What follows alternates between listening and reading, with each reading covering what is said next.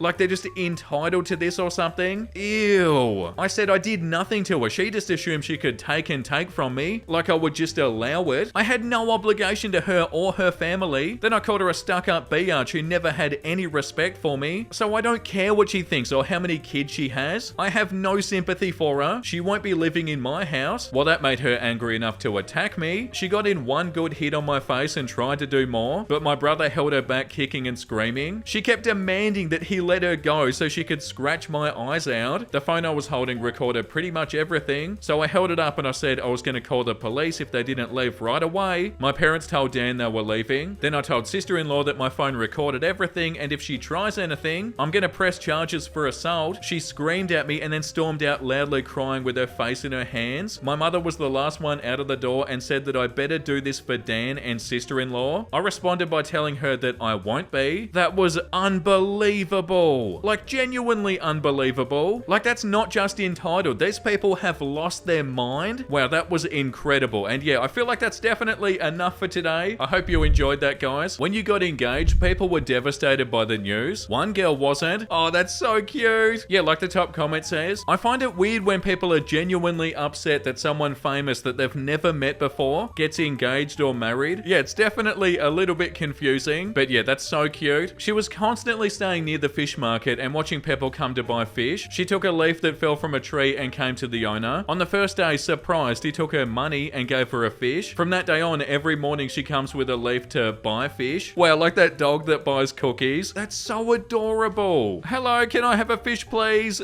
I have a beautiful new leaf for you. Excellent trade. As a parent, the coolest tool I learned a while back was when one of my kids started complaining to me about something, was to say, do you need me to get involved or offer advice or just to listen to you? 9 out of 10 times, they just want my ear. Yeah, and it's such a good feeling being listened to. And not only that, it's such a good feeling listening to other people. And once again, thank you for watching, everybody. I hope you had a wonderful time. And if you did, you know what to do. Make sure you like and subscribe, all that fun stuff. And the comment of the day goes to Roxanne. Hanging with Vincey while cleaning my house. What could be better? Thank you, Roxanne. That means so much to me. I love that I'm sort of making noise in the background. For real though, I really appreciate the support and thank you for watching. Alright, that was an intense video. Let me know down below if you want to see part 2 on that story, guys. And I'm gonna go to bed. Make sure you look after yourself and make sure you have a beautiful, amazing rest of your day. And you know what I'm about to say because I say it every single day. Bye!